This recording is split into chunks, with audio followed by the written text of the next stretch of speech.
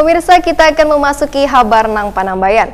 Tim Survei Epidemiologi Gugus Tugas Percepatan Penanganan COVID-19 Provinsi Kalimantan Selatan melakukan upaya tracing klaster penularan baru lokal di sebuah pasar tradisional di Banjarmasin lantaran ada klaster pasar Antasari Banjarmasin dengan kasus sebesar 1,51%.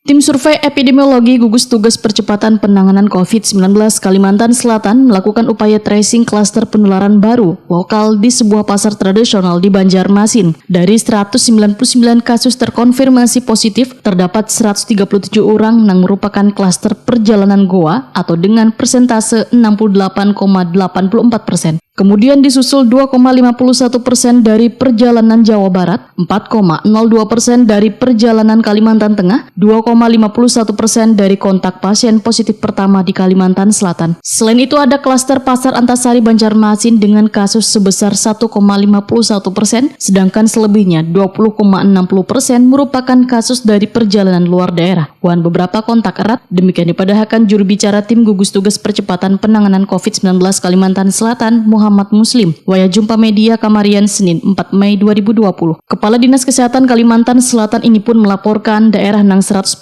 kasus positif dari klaster perjalanan Goa adalah Kabupaten Tanah Laut, Kota Baru, Batola, Tapin, Hulu Sungai Selatan, Hulu Sungai Tengah, Wan Balangan.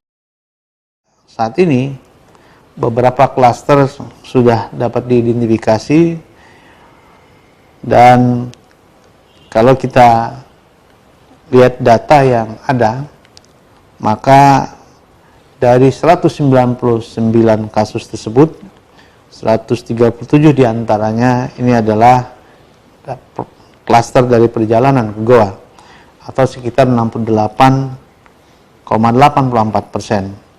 Kemudian 2,51% perjalanan Jawa Barat, ada 4,02% perjalanan dari Kalimantan Tengah, kemudian 2,51% kontak 1, dan saat ini juga sedang dilakukan upaya tracing yang masif di klaster pasar Antasari.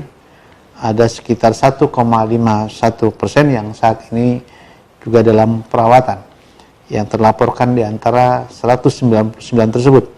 Selebihnya sekitar 20,60% ini adalah perjalanan-perjalanan ke luar daerah, ke berbagai tempat yang juga sebagian merupakan kontak yang masih dilakukan identifikasinya.